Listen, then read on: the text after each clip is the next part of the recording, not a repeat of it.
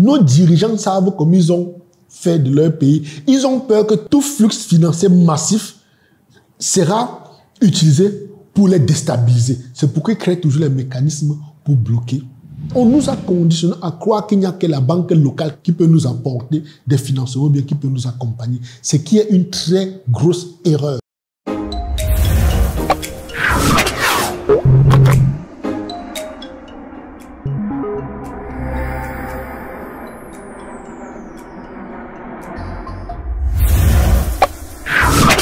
Les amis, bonjour, bienvenue dans cette vidéo. C'est un immense plaisir pour moi de vous avoir une fois de plus aujourd'hui. Pour ceux qui ne me connaissent pas, je suis Tchakoun Ernest, plus connu sous le nom de Coach Ben, négociant des matières premières et intermédiaires financiers.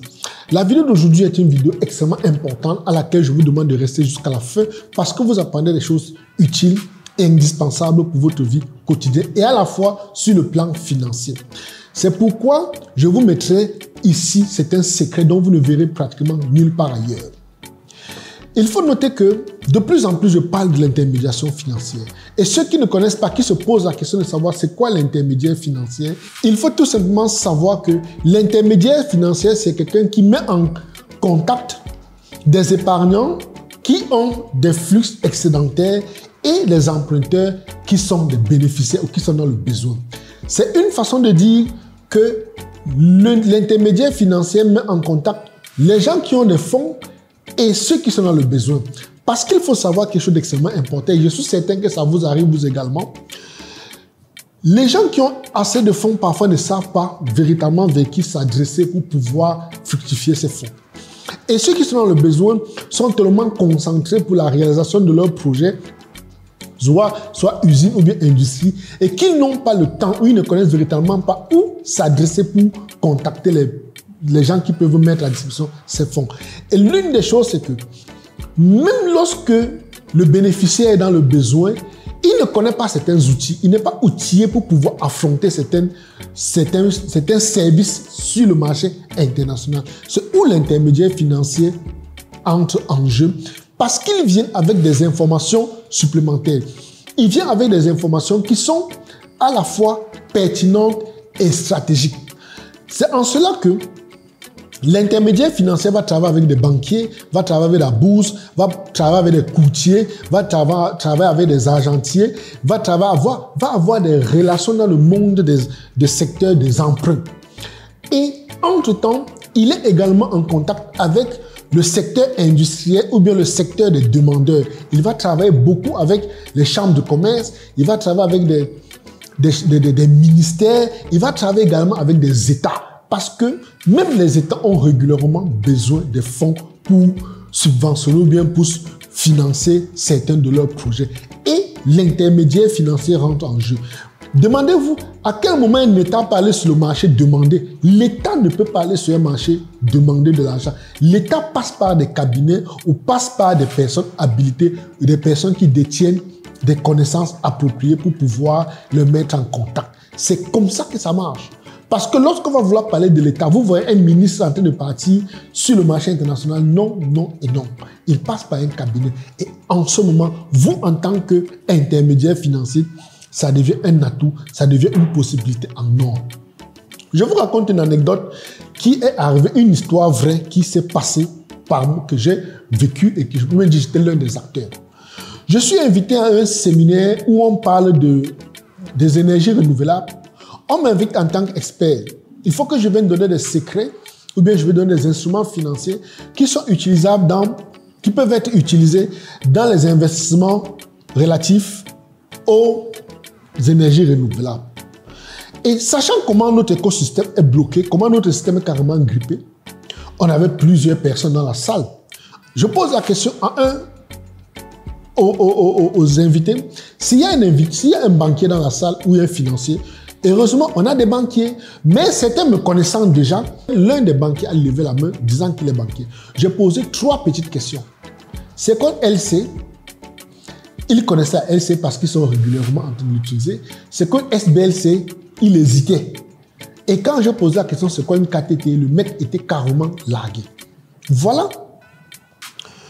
Je ne suis pas en train de vouloir jeter l'opprobre sur le métier de banquier. Je cherche simplement à expliquer que nous sommes dans un système où On a des gens qui sont des professionnels, mais en fait ne comprennent pas grand-chose. C'est pourquoi dans notre écosystème, lorsque vous voulez de l'argent, vous irez dans les banques, ils ont le même fonctionnement. Toutes les banques ont le même process. Parce qu'on a affaire aux banques commerciales, des banques qui vendent de l'argent. Ils vous diront de mettre sur pied ou bien mettre en garantie un titre foncier. Imaginez que vous avez un projet de 5 milliards ou un projet de 3 milliards comme ce que je vous raconterai tout à l'heure et que vous n'avez pas de titre foncier. Vous faites comment? Quand on demande à un jeune étudiant de mettre l'équivalent de la valeur dont il veut pour pouvoir entrer en possession de son crédit, on lui demande 3 milliards. Il prend 3 milliards où? On lui demande des titres fonciers. Il prend un titre foncier de 3 milliards où?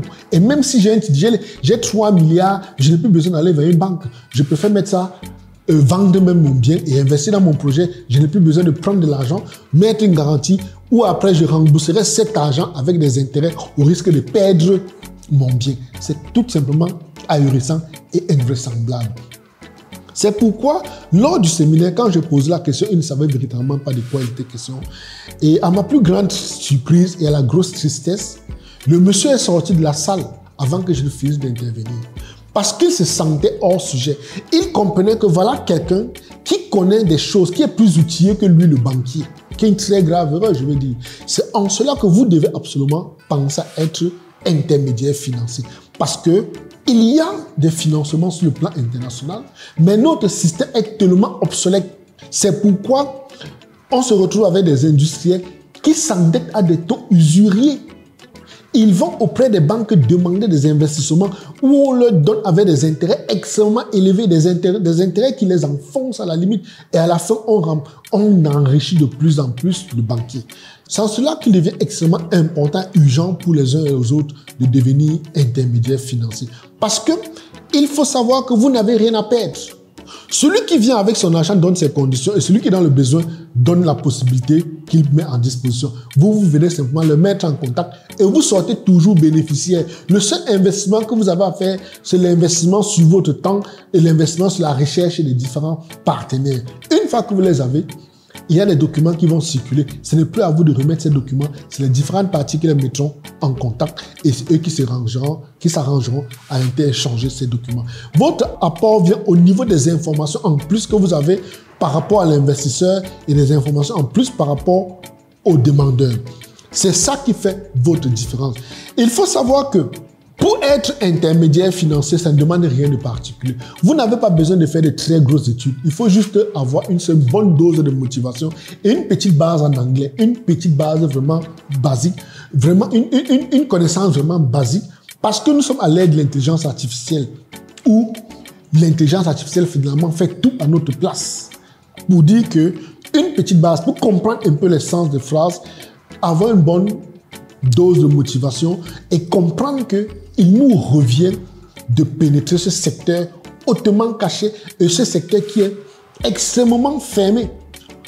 La majorité des entreprises que vous verrez sur le continent africain qui appartiennent aux autres en dehors des Africains fonctionnent par la grâce des intermédiaires financiers qui vont sur le marché international trouver des instruments financiers et mettre à la disposition de leurs frères ou bien des bénéficiaires sur le continent.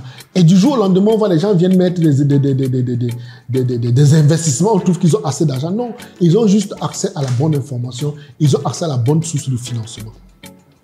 Vous vous demanderez fort probablement qui sont ceux qui peuvent faire dans l'intermédiation financière. Je dirais que tous les membres de la diaspora, parce que vous ne pouvez pas être à la diaspora, dans des pôles financiers, dans des gros marchés financiers et ne pas faire dans l'intermédiation financière, c'est carrément suicidaire. Il faut déjà savoir que tous les membres de la diaspora, si vous êtes un chercheur d'opportunités, vous êtes quelqu'un qui cherche des opportunités d'affaires, qui cherche à comprendre comment le monde fonctionne, l'intermédiation financière vous concerne également. Vous êtes des personnes en reconversion. Vous avez travaillé pendant longtemps en tant qu'infirmier ou médecin. Vous avez peut-être été pendant longtemps plombier, sapeur-pompier. Vous estimez que vous êtes déjà fatigué et il faut faire autre chose. L'intermédiation financière devient votre atout parce que derrière tout ce dont vous avez à faire, ce n'est que travailler votre intellect. Vous n'avez pas à faire un travail manuel qui vous pénalise. Vous n'avez pas à être tout le temps en train de monter et descendre. Vous avez votre ordinateur, vous avez votre téléphone, vous avez le monde qui est devant vous avec Internet, vous ferez des choses extraordinaires. Et il faut encore le dire, il faut aimer les voyages parce que lorsqu'on parle d'un certain montant, à un moment donné, il faut faire ce qu'on appelle le gentleman agreement. Gentleman agreement, je voulais dire, aller rencontrer les différentes parties, serrer leurs mains. Il faut accepter à un moment donné, se déplacer pour le faire. Il faut savoir également que si vous êtes un dirigeant ou un homme d'affaires, vous êtes concerné par l'intermédiation financière. Vous êtes un visionnaire, un investisseur, ceci également vous concerne. Vous êtes un agent de banque parce qu'autour de nous, nous avons dans nos banques, c'est une anecdote que quelqu'un m'a donnée, un ancien banquier. Il me dit qu'en fait, qu'il est normal que lorsque je demande à notre banquier s'il connaît les KTT, les SBC, qu'ils disent non. Tout simplement parce que les banquiers recrutent des gens qu'ils forment pour qu'ils puissent fonctionner, puissent vendre leurs services ou bien vendre leurs produits, qui sont des crédits. C'est pourquoi ils sont limités, ils ne comprennent pas certaines choses. Et où maintenant, vous en tant qu'intermédiaire financier, quand vous arrivez, vous causez, ils sont tout le temps largués. Ils sont tout le temps hors sujet, ils sont toujours étonnés, comme si vous ne parlez pas de la finance. Et j'ai demandé, mais ceux qui sont partis faire ingénierie financière, ils disent c'est pareil, on les forme dans des domaines déjà dépassés. Et ça devient un problème très grave. Il faut noter également que si vous êtes un entrepreneur, vous êtes concerné, vous êtes un cadre d'entreprise, vous êtes concerné par l'intermédiation financière. Vous êtes également acteur du commerce international. Sachez que ce domaine vous appartient. Vous êtes probablement un agent d'une ONG. Vous avez tellement fait l'humanité à travers le monde, vous pensez que maintenant il faudrait que vous gagnez véritablement de l'argent. L'intermédiation financière vous concerne. Pourquoi l'Afrique a désespérément besoin d'intermédiaires financiers? Parce que le besoin est énorme. Partout autour de nous, vous allez voir la majorité de nos hommes d'affaires vous diront tout le temps qu'ils recherchent des financements. Ils vous diront à longueur de journée qu'ils cherchent des financiers. Et quand vous allez causer avec eux longtemps, ils vous diront qu'ils sont partis auprès de leur banque ne leur a pas accordé de prêts. Et ils sont calés là. Ils sont bloqués. Ils ne savent plus quoi faire. C'est parce qu'on les a conditionnés, ou bien on nous a conditionnés à croire qu'il n'y a que la banque locale qui peut nous apporter des financements, ou bien qui peut nous accompagner. Ce qui est une très grosse erreur. C'est l'une des raisons pour lesquelles il faut savoir que nous avons désespérément besoin des intermédiaires financiers. L'Afrique a désespérément besoin de vous pour pouvoir apporter ce souffle financier, ce souffle nouveau à tous ces entrepreneurs ou bien à toutes ces entreprises qui sont dans le besoin. Pensez-y, autour de nous, il y a à profusion des gens qui sont dans le besoin. Des gens qui sont même prêts à mettre un certain montant pour avoir ces financements. Parce que l'un des avantages que vous avez derrière le financement en tant qu'intermédiaire financier, c'est que vous êtes toujours gagnant. Vous ne perdez à aucun moment. Et celui qui est dans le besoin est prêt, il sait que pour gagner de l'argent, il faut investir. Ils sont toujours prêts à mettre d'abord un certain montant. Je vous donne un exemple banal. Vous pouvez être intermédiaire financier et les frais d'ouverture de dossier chez vous, c'est peut-être 10 000 $. Ça, c'est déjà ça. Ça se fait. 10 000 $. Vous pouvez avoir jusqu'à 20 000 $. Ça arrive. Parfois, ça part jusqu'à 50 000 $ en fonction du type de projet sur lequel vous êtes. Vous comprenez que en vous mettant dans le domaine, vous aurez toujours bénéficié. Sans oublier que lorsqu'il vient, il ouvre les frais de dossier peut-être à 10 000 $. Une fois que la transaction se fait, vous êtes toujours gagnant. Vous gagnez quelque chose sur le pourcentage de l'investissement reçu. Vous ne me direz pas que ce n'est pas l'un des meilleurs métiers au monde. Croyez-moi, vous n'avez aucun effort. Vous êtes toujours bénéficiaire. Maintenant, je vais vous raconter une petite anecdote pour que vous puissiez bien comprendre où je vais en venir. Il y a quelques temps de cela, je suis abordé par quelqu'un qui a 3 milliards qu'il voulait faire rentrer dans un pays. Je n'ai pas envie de donner le nom du pays pour ne pas l'attirer des amis. Il va partout. Il est difficile de faire rentrer cet argent. Parce qu'on lui demande de prouver, de justifier l'origine des fonds. Ils sont les justificatifs, mais le système bancaire est tellement restreint, le système bancaire est tellement oppressif qui fait que tous les fonds qui veulent rentrer dans nos pays, parce que nos dirigeants savent comme ils ont fait de leur pays, ils ont peur que tout flux financier massif sera utilisé pour les déstabiliser. C'est pourquoi ils créent toujours les mécanismes pour bloquer. Quand le monsieur veut faire rentrer les 3 milliards, ne sachant pas quoi faire, on lui dit de me contacter. Il rentre en contact avec nous. Et il faut noter que dans la transaction, on ne lui a pas demandé grand-chose. On lui a demandé juste 1% Vous pouvez demander jusqu'à 2%. Vous comprenez qu'il vient, il crée d'abord un dossier chez nous qui coûte 10 000 $. On prend d'abord ces 10 000 $ pour étudier son dossier. Et une fois qu'on a étudié, on lui donne le mécanisme pour pouvoir faire sortir, pour faire rentrer son argent. Et à la fin, on lui donne 1% parce qu'il y avait d'autres personnes qui étaient venues, qui avaient intervenu dans la transaction. Nous demandons juste 1%.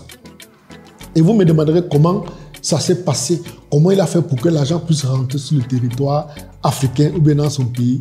Souffrez que je ne vous le dise pas ici parce qu'on ne dit pas toujours tout derrière une vidéo. Le dire aujourd'hui sera trahir un secret. C'est la raison pour laquelle, lorsque vous viendrez à cette rencontre ou à cette mastermind sur l'intelligence financière, vous comprenez tous ces secrets. On vous montrera comment déplacer un fonds d'un pays à un autre. Et je rappelle que nous sommes dans une dynamique où on est dans la légalité. Nous ne vous montrerons pas comment faire déplacer des fonds qui ne respectent pas la loi. Absolument pas, parce que nous sommes légalistes. Donc, même tous les secrets ne se disent pas en public. Tout ne peut pas se dire derrière une caméra. Nous vous donnons rendez-vous du 1er au 20 juillet 2025 lors de notre mastermind sur l'intermédiation financière. Pour ceux qui s'inscriveront, recevront d'abord des cours en ligne, des documents à lire. Dès le début mai, ils recevront des documents à lire. Il y a beaucoup de documents à lire pour qu'ils soient à un certain niveau d'information. Le cours commencera en ligne le 1er juin, je voulais dire, 2025. Le cours probablement finira le 1er juillet. Et par la suite, on préparera le voyage pour Singapour.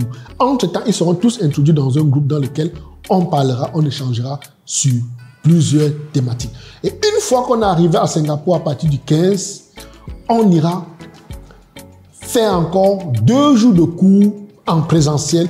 Et ces jours de cours, on partagera avec des secrets tels que ce que nous avons utilisé pour faire rentrer les 3 milliards. On partagera ces secrets en présentiel parce qu'on ne dit pas tout en ligne. Et par la suite, le lendemain, on ira créer des sociétés, le compte bancaire à tous les participants. Et également, le jour suivant, on ira rencontrer les différentes entreprises spécialisées dans les instruments financiers, les entreprises partenaires avec lesquelles nous allons travailler. Et par la suite, chacun retournera chez lui tout équipé, armé. Et il faut noter un détail très important. Vous pouvez suivre la formation. Si vous n'avez pas encore d'argent pour créer votre entreprise et votre société, vous pouvez déjà la suivre. Et puis, à une prochaine fois, quand j'irai dans l'un de ces pays, vous viendrez avec moi, je vous permettrai d'ouvrir. Également, nous pouvons vous aider à créer votre entreprise, même à distance. Vous pouvez également vous mettre en groupe pour créer votre société et compte bancaire offshore. Donc, comme quoi, ne prenez pas ça comme un obstacle. Vous vous demanderez probablement comment ça coûte. Ceux qui s'inscrivent avant le 15 mars bénéficieront de cette mastermind au prix d'1 million au lieu de 2 500 000. Et oui, le coût de la formation est à 2 500 000, soit 3 800 €. Si vous vous inscrivez avant le 15 mars, vous payez juste 1 million au lieu de 3 millions de francs. J'espère que vous avez aimé. N'oubliez surtout pas de me contacter sur mon numéro Telegram de Singapour au plus 65 91 94 20 30. J'aurai l'occasion ou bien je me ferai un plaisir de partager avec vous, de vous expliquer beaucoup plus en profondeur de quoi il est question lorsqu'on parle de l'intermédiation financière. Donnons-nous rendez-vous dans une autre vidéo où je vous parlerai de ce métier merveilleux en profondeur. Je vous aime, Alafia, à bientôt.